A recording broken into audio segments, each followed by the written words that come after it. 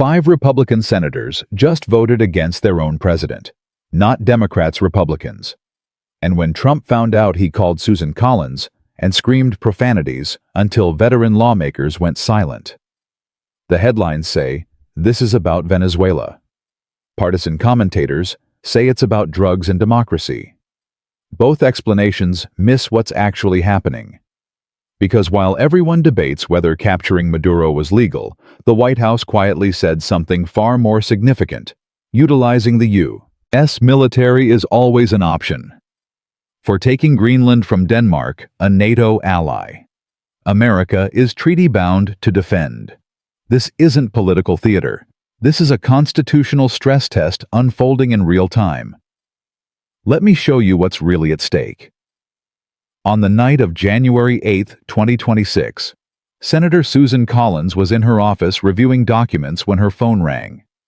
The caller ID showed the White House. What followed, according to 3 people briefed on the conversation, was a profanity-laced tirade so intense that Collins held the phone away from her ear. She's 73 years old, a 4-term senator from Maine who has weathered decades of political storms. She still describes that call as unlike anything she's experienced in 30 years of public service. Her offense: voting yes on a war powers resolution that would require congressional approval before further military action in Venezuela. The vote was 52 to 47. 5 Republicans crossed party lines. And within hours, Trump posted that Collins, Murkowski, Paul Hawley, and Young should never be elected to office again. He called their vote stupidity. He called the War Powers Resolution itself a law passed in 1973 specifically to prevent presidents from waging unauthorized wars unconstitutional. Pause on that for a moment. A president calling unconstitutional the very law designed to check presidential war powers. That's not politics. That's a stress test of the entire system. Marcus Wheeler understands stress tests. He's 47. A constitutional law professor at Georgetown who has spent 22 years teaching students how American democracy is supposed to function. The morning after the Senate vote, he canceled his regular lecture. Instead, he pulled up C-SPAN footage and played the vote count in real time for his students. When the 5th Republican vote registered, Wheeler stopped the video. "I told them to remember this moment," he said later, "because we're watching the machinery of constitutional checks actually engage. That almost never happens anymore." But here's what most people get wrong about what's happening in Washington right now. They think this is about Venezuela. It's not. Venezuela was the trigger. The real conflict is about something much larger: whether there are any limits on presidential power that Congress is willing to enforce. Consider what happened in the 72 hours surrounding that Senate vote. On January 3rd, American Special Forces captured Venezuelan President Nicolas Maduro in a nighttime raid. Congress wasn't notified beforehand. On January 6th, the White House announced that utilizing the U.S. military is always an option for acquiring Greenland from Denmark. On January 9th, Trump declared a national emergency over Venezuelan oil assets the same week congressional oversight was tightening.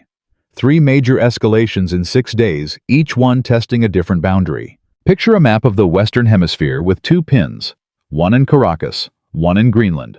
Now draw a line connecting them to Washington.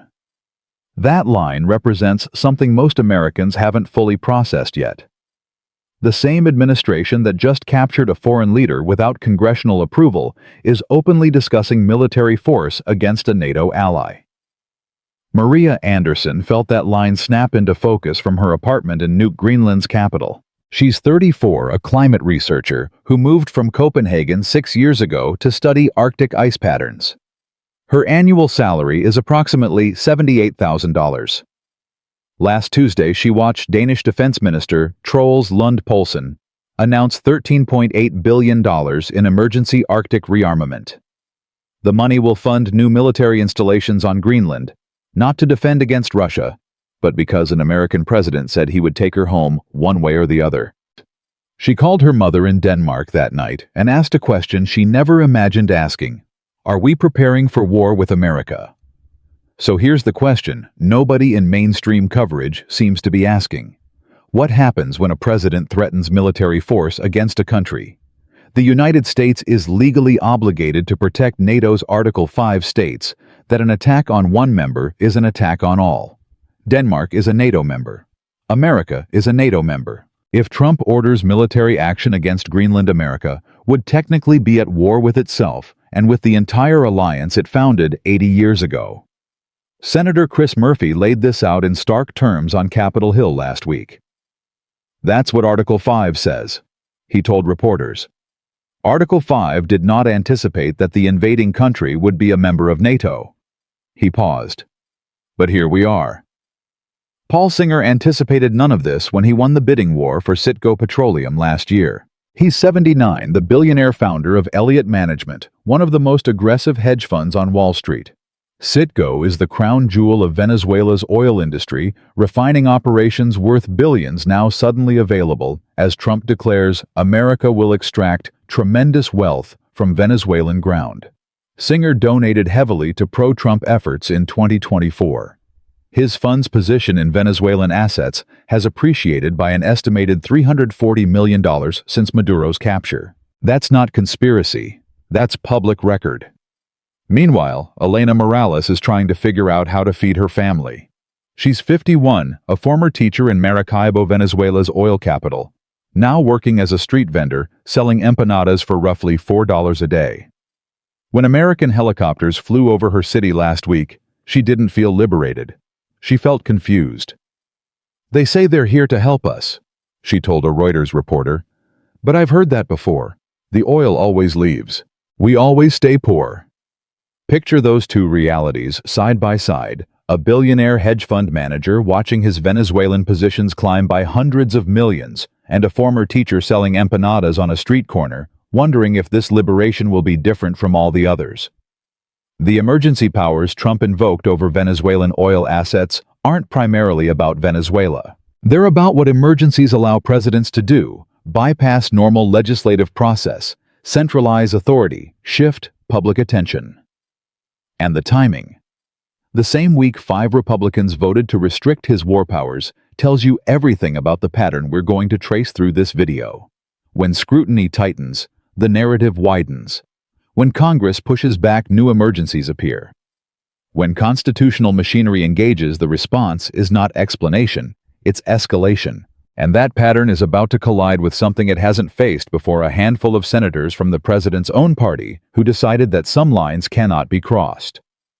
What they do next, and what happens to them for doing it, will determine whether this moment represents a genuine constitutional correction or just temporary turbulence before the system bends again. To understand why 5 Republican senators risked their careers to vote against their own president, you need to understand a piece of legislation most Americans have never read. It's called the War Powers Resolution, and it exists because of a constitutional crisis that almost broke American democracy 50 years ago.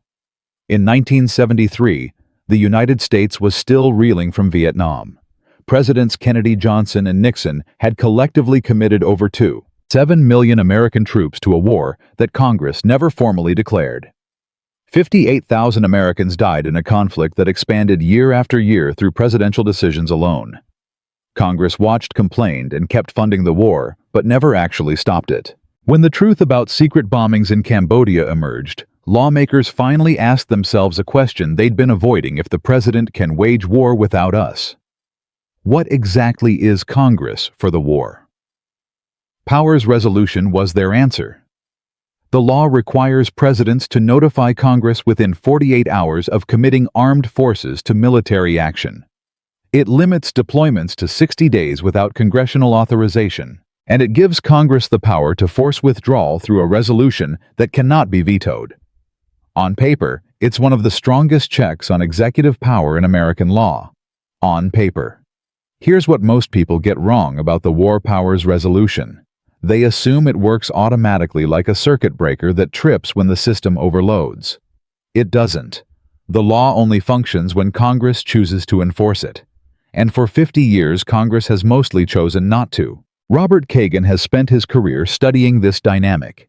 He's 63, a senior fellow at the Brookings Institution, who served in the State Department under Reagan. His office in Washington contains shelves of books about American foreign policy, but the document he keeps on his desk is a single laminated page, a timeline of every military action since 1973 and whether Congress authorized it. The list is long. The authorizations are few.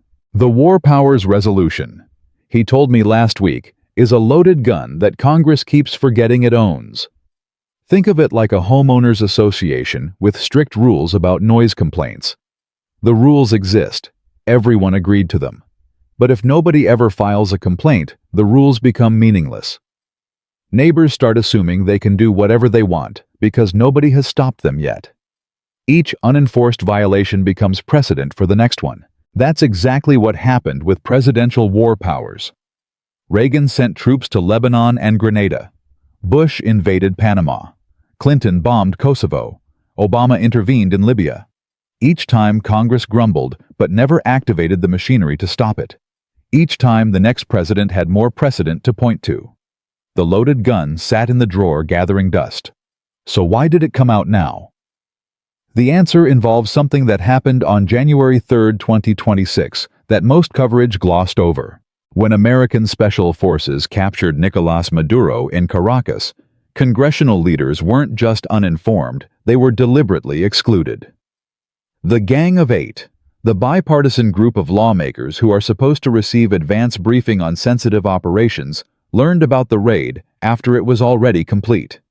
Senate Majority Leader John Thune defended this by saying notification seems ill-advised anyway.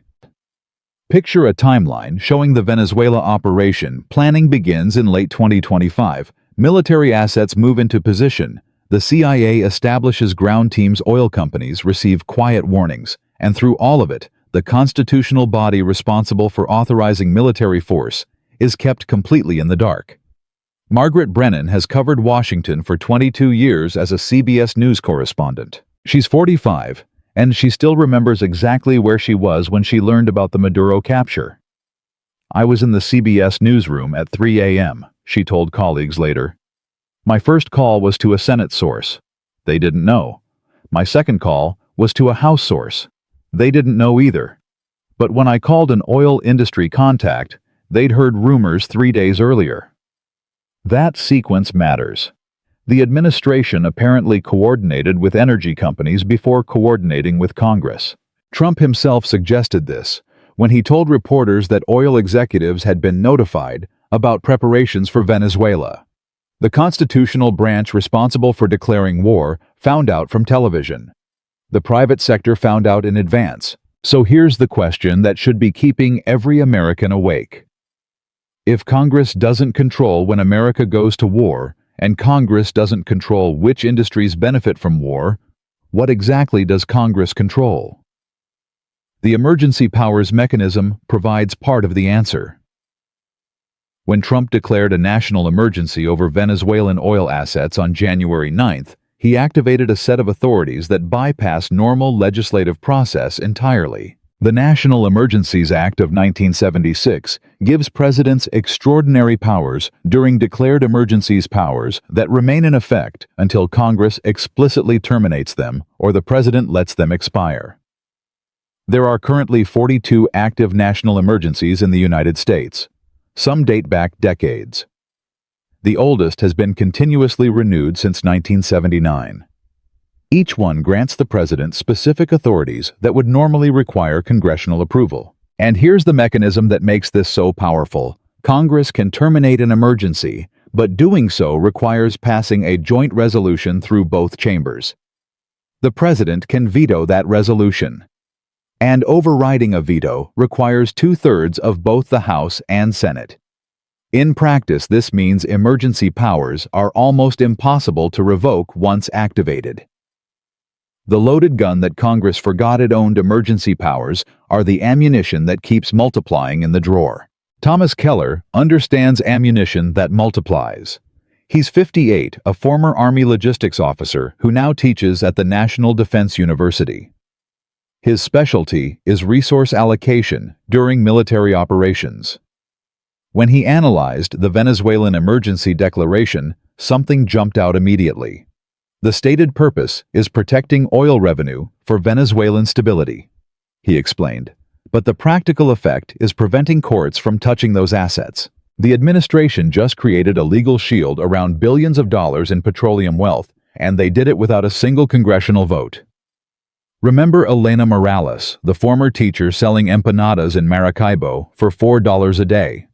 The emergency declaration that supposedly protects Venezuelan assets for Venezuelan people doesn't actually send any money to Venezuelans. It protects funds held in U.S. Treasury accounts from legal claims. Those funds will be managed by American officials, distributed according to American priorities, and spent through American companies. Elena won't see a dollar of it. Neither will the 7 million Venezuelan refugees scattered across Latin America. But here's the unexpected twist that most analysis misses. The emergency powers being used in Venezuela aren't just about Venezuela, they're precedent for Greenland. When the White House said, utilizing the U.S. military is always an option. For acquiring Greenland, they weren't making an empty threat. They were signaling that the same framework being tested in the Western Hemisphere could extend to the Arctic. Declare an emergency over national security. Invoke presidential authority. Bypass congressional authorization. Extract resources under American control.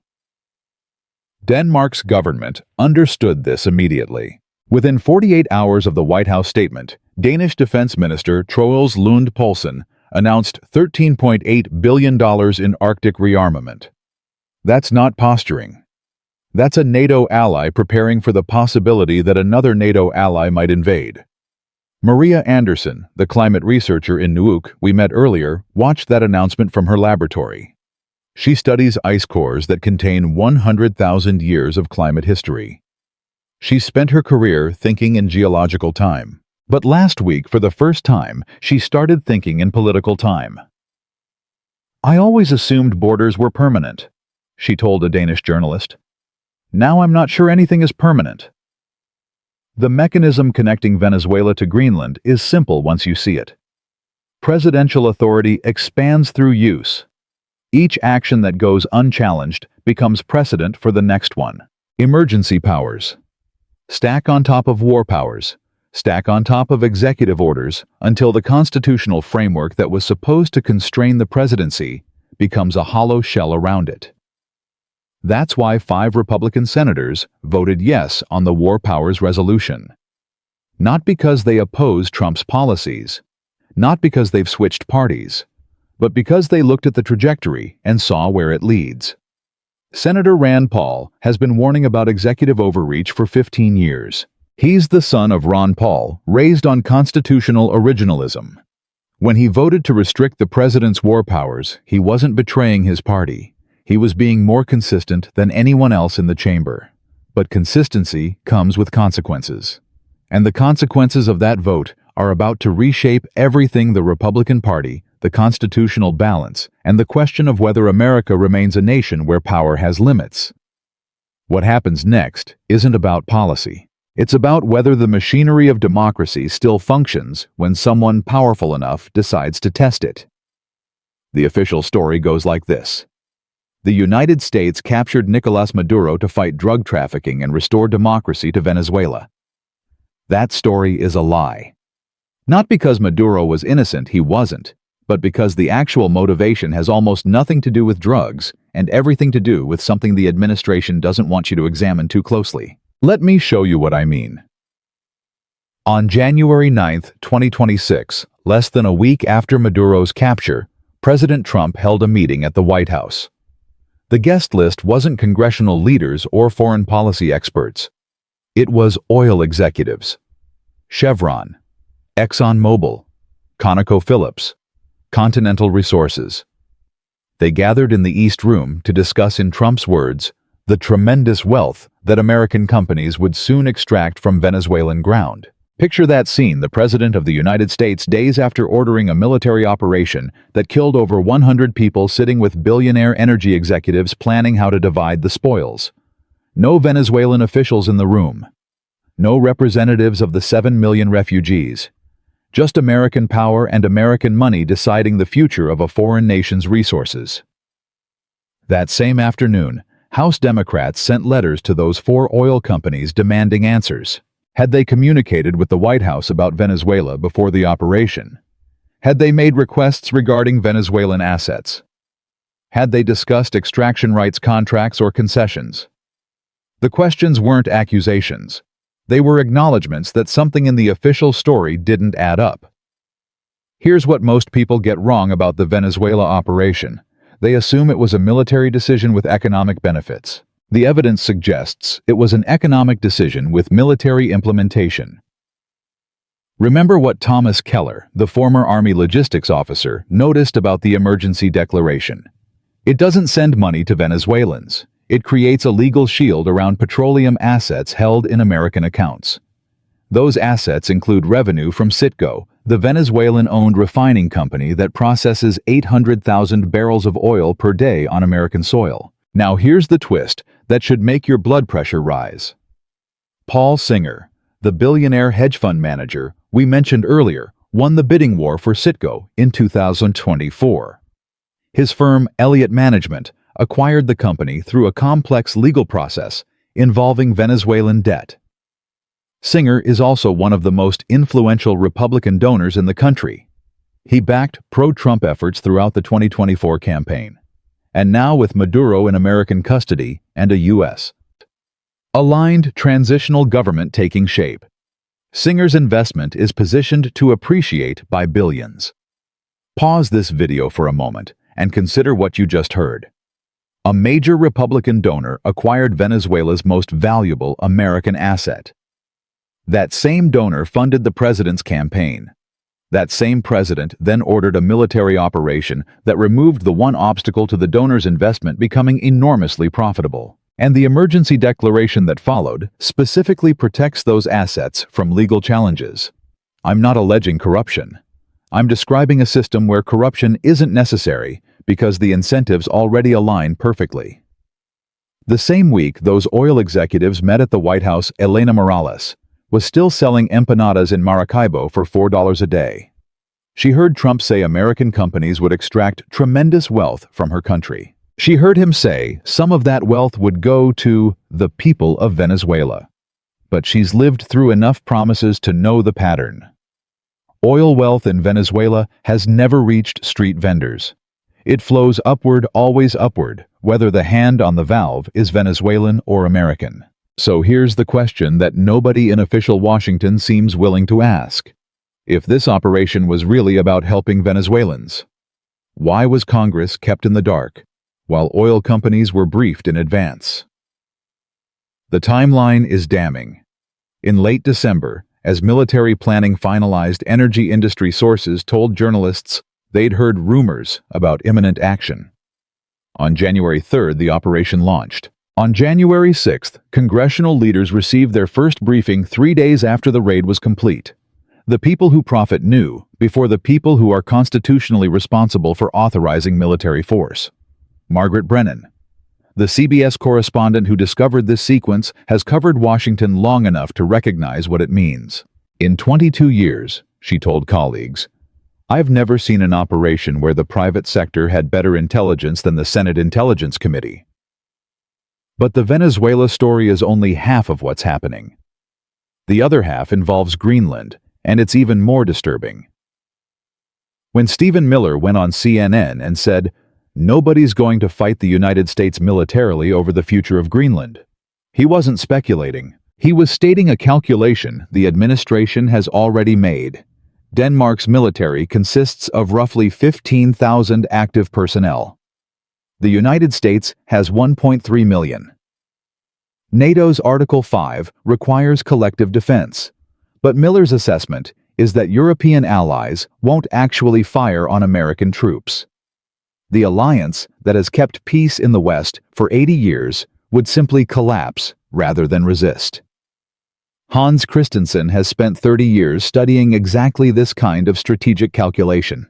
He's 61 director of the Nuclear Information Project at the Federation of American Scientists. His office in Washington contains maps of every American military installation on foreign soil. When he heard Miller's statement, he pulled out a map of Greenland and counted the assets. The U.S. already has Patuxent Space Base there, he explained. About 200 personnel, early warning radars, missile defense systems. If Washington wanted to expand that presence into a full occupation, the infrastructure already exists. Picture a map of the Arctic with concentric circles radiating from Greenland. Those circles represent early warning coverage, submarine detection range, and strategic bomber reach. Whoever controls Greenland controls the northern approaches to both North America and Europe. Russia understands this. China understands this. And now the Trump administration is saying out loud that they intend to control it, whether Denmark agrees or not. The Danish response has been remarkable in its clarity. Prime Minister Mette Frederiksen stated flatly that American military action against Greenland would mean the end of NATO. Defense Minister Troels Lund Poulsen announced $13.8 billion in Arctic rearmament. And in a joint statement, European NATO leaders declared that Greenland belongs to its people, and that disagreements between the United States and Europe only benefit our adversaries. Maria Anderson, the climate researcher in Nuuk, watched that joint statement with something between hope and despair. "They're saying the right words," she told a Danish journalist. "But I keep thinking about what Miller said. Nobody's going to fight America. So what do the right words actually mean?" Here's the second unexpected twist that transforms this from foreign policy into constitutional crisis. Senator Lisa Murkowski of Alaska has been one of the most reliable Republican votes for 2 decades. She represents a state that shares the Arctic with Greenland, a state whose indigenous communities have deep ties to Greenlandic Inuit peoples. When she voted for the War Powers Resolution, she wasn't just opposing unauthorized military action in Venezuela. She was drawing a line that extends directly to the Arctic. Murkowski hasn't said this publicly, but staffers familiar with her thinking describe a senator who sees the Greenland threats as an existential issue for her constituents. If America can take territory from a NATO ally by force, what's to stop future administrations from redrawing other boundaries? Alaska itself was purchased from Russia in 1867. If historical claims don't matter, if treaty obligations don't matter, if only military power matters, then everything becomes negotiable. The 5 Republican senators who voted yes on the War Powers Resolution aren't a random collection of moderates. Collins from Maine, Murkowski from Alaska, Paul from Kentucky, Hawley from Missouri, Young from Indiana. Each one represents a different faction within the party. Each one made a calculation that the constitutional principle at stake outweighed the political cost of defying the president. Trump's response was immediate and vicious. They should never be elected to office again. That's not political disagreement. That's a loyalty test framed as a death sentence for their careers. Senator Rand Paul has survived these tests before. He's 52, a libertarian in a party that increasingly rewards authoritarian instincts. When he opposed Trump's Iran policies in 2020, he faced primary threats that ultimately faded. But the landscape has changed since then. The Republican base has consolidated around Trump more completely than ever. And the precedent being set isn't about a single vote, it's about whether any dissent remains possible within the party structure. Jennifer Horn watched that evolution from inside the system. She's 58, former chair of the New Hampshire Republican Party, who left the party entirely in 2021. Her breaking point came when colleagues told her privately they agreed with her concerns, but couldn't say so publicly. "That's when I understood," she told me last week. The party hadn't changed its mind. It had lost the ability to speak its mind. Those are 2 different kinds of death, and the second one is worse. So here's the pattern that connects everything we've seen. Venezuela wasn't about drugs, it was about oil, and the people who profit from oil had better access to the operation than Congress did. Greenland isn't about security, it's about resources and control, and the administration is openly threatening military force against an ally to get them. The Republican senators who objected aren't moderates having a policy disagreement. They're constitutional conservatives watching the system they swore to protect being dismantled from within. And the emergency powers being invoked aren't responses to genuine emergencies. They're tools for bypassing the legislative process whenever congressional oversight becomes inconvenient.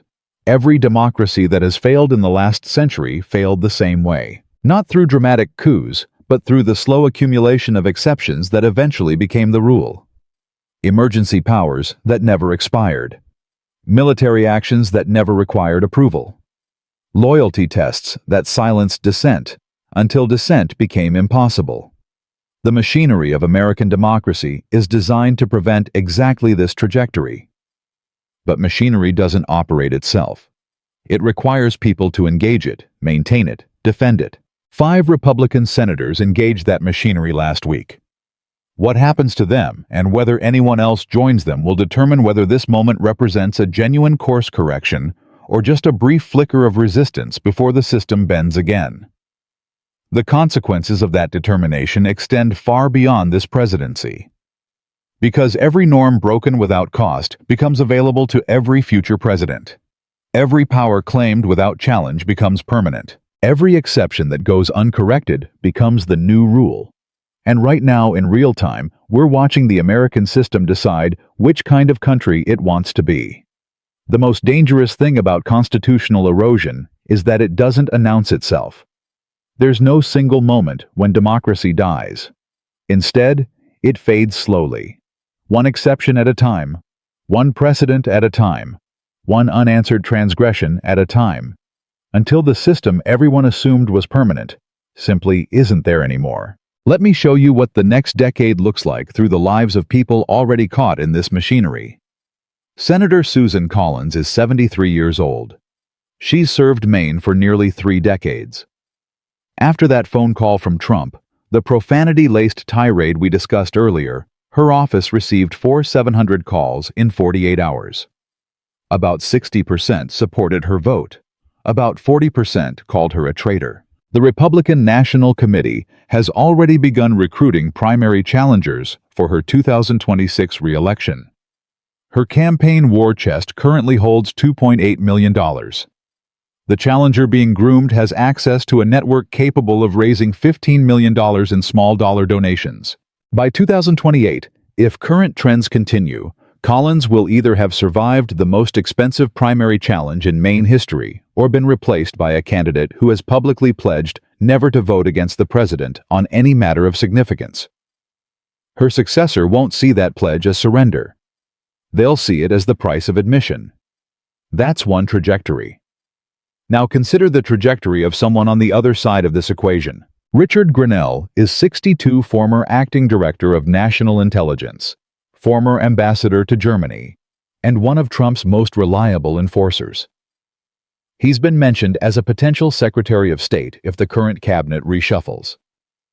His investment portfolio, according to financial disclosures, includes significant positions in energy sector funds that have appreciated substantially since the Venezuela operation. By 2028, if projections hold, Grenell's net worth will have increased by approximately $4 million through investments that benefit directly from policies he helped design. Picture a chart showing 2 lines over 10 years.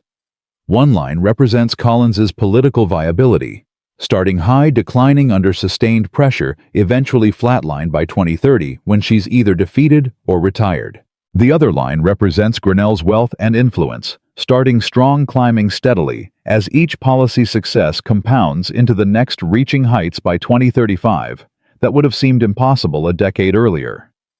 That chart tells you everything about who wins and who loses when constitutional guardrails fail. But the real costs aren't measured in campaign contributions or investment returns. They're measured in the slow degradation of the system itself. Hungary provides the template. In 2010, Viktor Orban's Fidesz party won a supermajority in parliament. What followed wasn't a dramatic coup. It was a methodical dismantling of democratic institutions that took 14 years to complete. Orban rewrote the constitution. He packed the courts. He consolidated media ownership among allies. He used emergency powers during COVID to rule by decree, and never fully returned those powers. Today, Hungary is classified as a partly free country by Freedom House. The European Union has frozen billions in funding over rule of law concerns. Here's what most people get wrong about the Hungary comparison. They assume it can't happen in America because American institutions are stronger.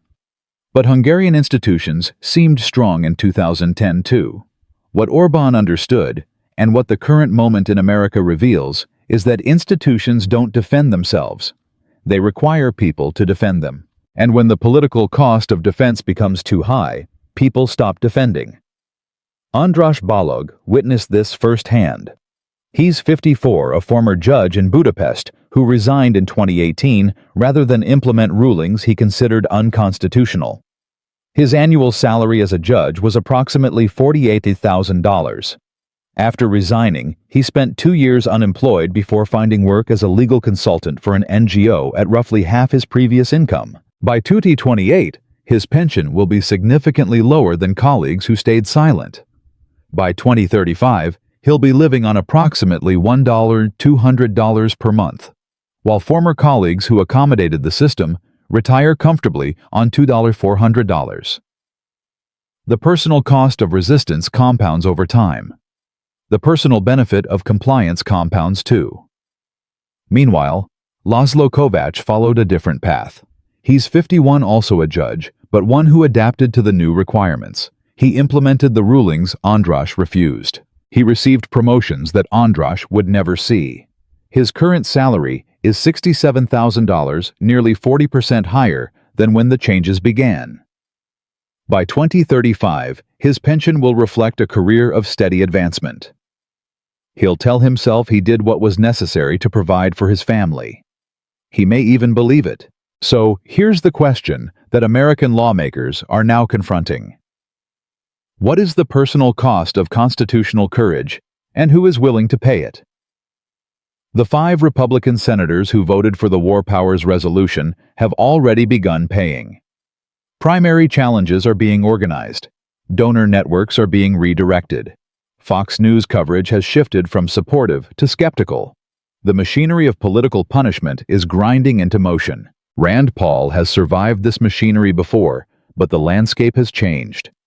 His 2028 re-election campaign will face opponents with access to unprecedented fundraising infrastructure. The small-dollar donation networks that Trump pioneered can direct millions toward any race within weeks. Paul's current campaign account holds $1.9 million. Projections suggest he'll need $12 million to survive a serious primary challenge. By 2030, if he loses that challenge, Paul will be remembered as a cautionary tale, the senator who stood on principle and paid with his career. By 2035, his successor will have voted in lockstep with presidential authority on every significant question, and nobody will remember that an alternative was ever possible. That's how norms die. Not through dramatic confrontation, but through the quiet retirement of everyone who remembers what the norms were for. Let me show you another trajectory, one that extends beyond American borders. Maria Anderson, the climate researcher in Nuuk, is 34 years old. Her work on Arctic ice cores has been funded primarily by European Union scientific grants, totaling approximately $340,000 over 6 years. If Greenland's political status changes through purchase coercion or military action, those funding relationships will be disrupted. European scientific institutions don't fund research in American territories the same way they fund research in allied nations. By 2030, if Greenland becomes American territory, Maria will likely have relocated. Her options are limited. Denmark, Norway, or perhaps Canada. Her salary will depend on which institutions are willing to hire a researcher whose primary expertise is now politically complicated. By 2035, she'll be 43 years old, working in a different country, studying different ice, building a career that was interrupted by decisions made in Washington by people who never knew her name. Picture a map of the Arctic with circles showing scientific research stations. Now imagine half those circles disappearing as international cooperation fractures. That's what happens when great powers start treating territory as negotiable. The science doesn't stop, but it fragments, duplicates, loses the collaborative momentum that made breakthrough discoveries possible. Meanwhile, consider who benefits from Greenland's strategic value being activated. Defense contractors have already begun positioning for Arctic expansion. Lockheed Martin's stock price increased 3.2% in the week, following the White House statement about military options. Northrop Grumman rose 2.8%. General Dynamics, which builds the submarines that would patrol Arctic waters, rose 4.1%. These aren't dramatic spikes, but they're signals. The market is pricing in the probability of increased military spending in the Arctic, regardless of whether Greenland is acquired peacefully or by force. James Reynolds is 47, a portfolio manager at a defense-focused hedge fund in Connecticut. His fund's returns last year were 23%, primarily driven by positions in aerospace and defense contractors. The Venezuela operation added another 4% in the first week of January alone. By 2030, if current geopolitical trends continue, Reynolds projects his fund will have generated over $800 million in profits for investors. His personal share after fees will exceed $40 million.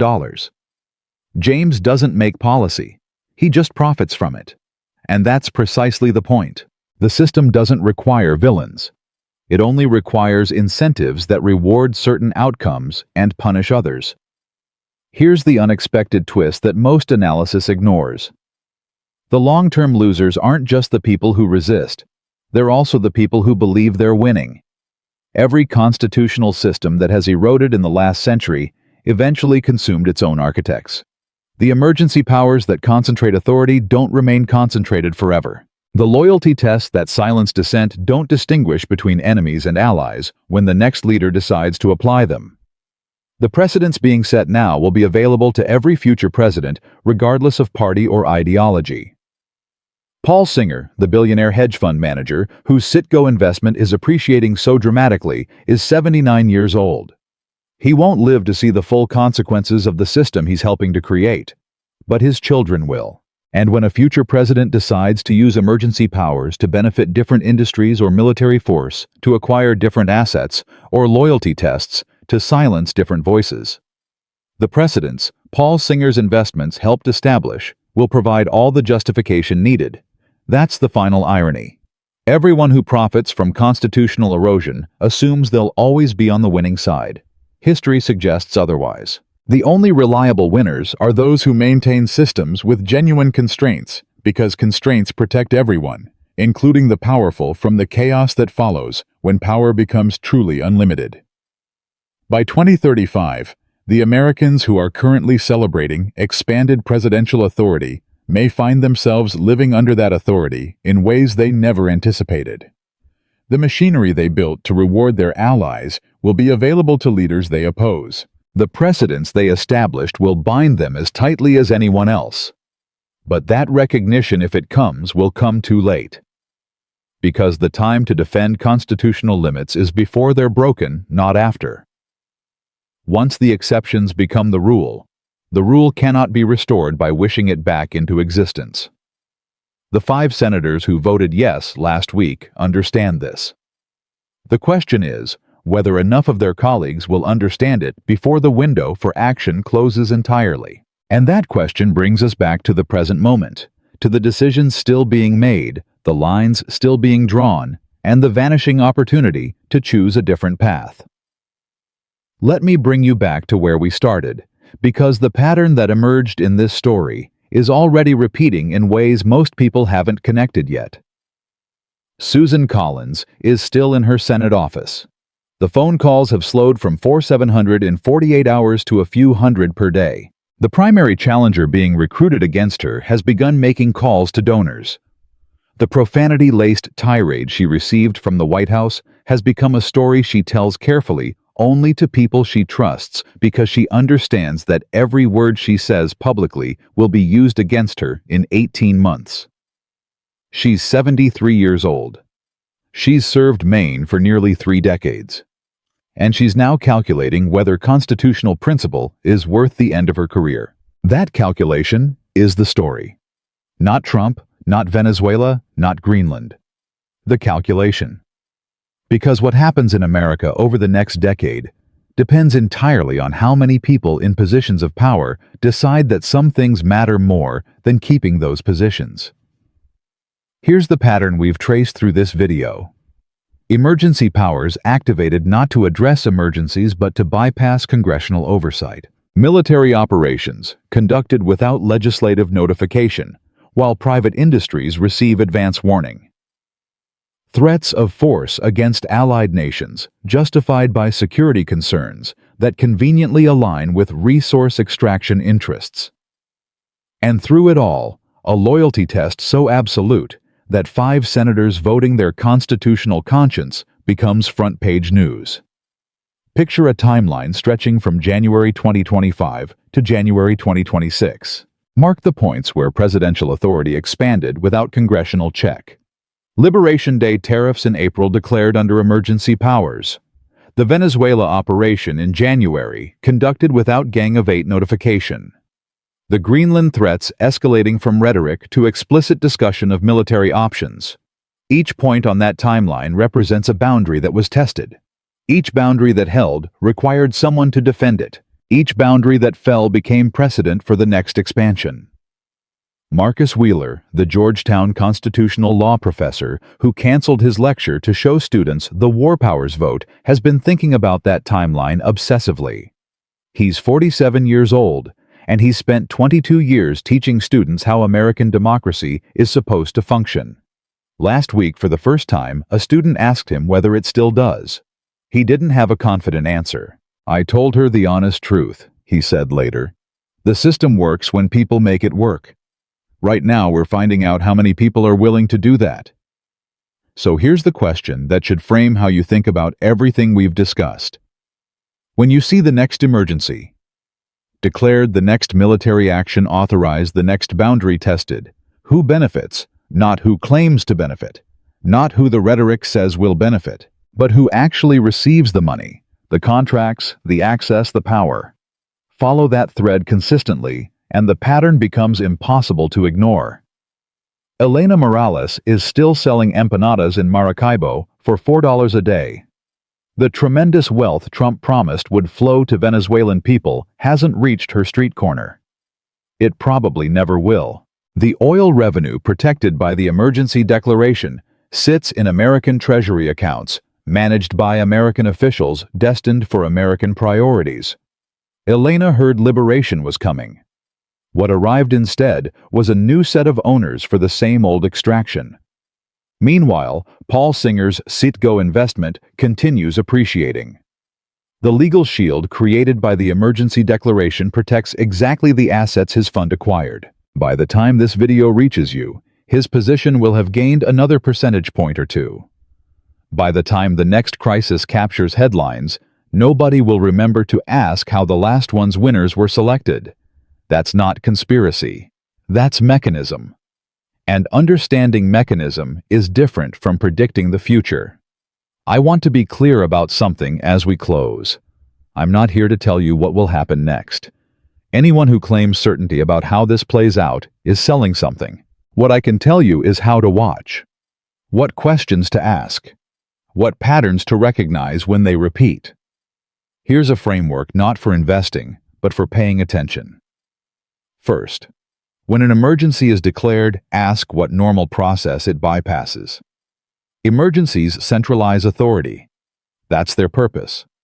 The question is whether the centralization is proportional to the actual threat or convenient for other reasons. Second, when military force is used or threatened, ask who was consulted and who was excluded. The Constitution assigns war powers to Congress for a reason. When those powers are circumvented, ask why, and ask who benefits from congressional exclusion. Third, when dissent is punished, ask what would happen if everyone stayed silent. The 5 senators who voted yes are facing consequences. But the consequences of universal compliance would be far worse. Systems require friction to function. Remove all friction and systems become something else entirely.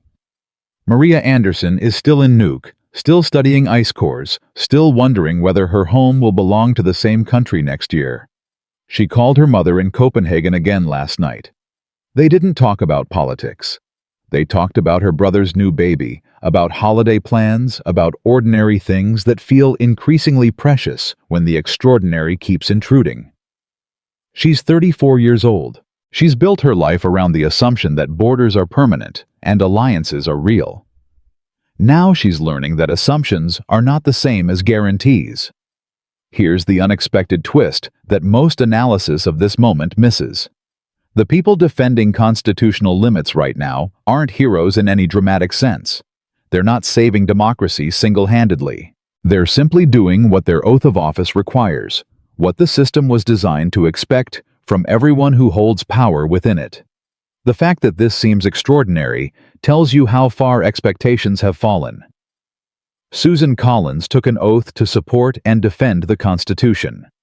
So did Rand Paul, Lisa Murkowski, Josh Hawley, and Todd Young. When they voted yes on the War Powers resolution, they weren't being brave. They were being normal. The system was built assuming that oath would mean something to everyone who took it. What we're discovering now is how many people took an oath they never intended to keep. Picture a scale with two sides. On one side place, everyone currently defending constitutional limits. The 5 senators the judge is ruling against overreach the inspectors, general filing oversight requests the journalists documenting what's happening. On the other side place, everyone who has decided that loyalty to power matters more than loyalty to the system that power operates within. The balance of that scale determines what kind of country America becomes. I started this video by saying, we're watching a constitutional stress test in real time. That framing remains accurate. Stress tests reveal what systems are actually made of, not what we hope they're made of. And the results of this test won't be known for years, perhaps decades. But you don't have to wait for the final verdict to understand what's being tested. The machinery of American democracy, separation of powers, congressional authority, constitutional limits on executive action, all of it depends on people choosing to engage it. The machinery is only as strong as the people willing to defend it. Robert Kagan, the Brookings scholar who keeps that laminated timeline on his desk, said something last week that I haven't been able to stop thinking about. The War Powers resolution, he told me, is a loaded gun that Congress keeps forgetting it owns. 5 senators just remembered. The question is whether anyone else will remember before the ammunition runs out. That question doesn't have an answer yet. It's being answered right now in real time by decisions being made in Washington and in state capitals and in every community where people are choosing whether to pay attention or look away. The pattern is visible. The mechanism is clear. The stakes are as high as they've ever been in modern American history. What happens next depends on what enough people decide to do about it. Democracies don't die in darkness. They die in bright daylight while everyone watches, because not enough people believed it was their job to stop it.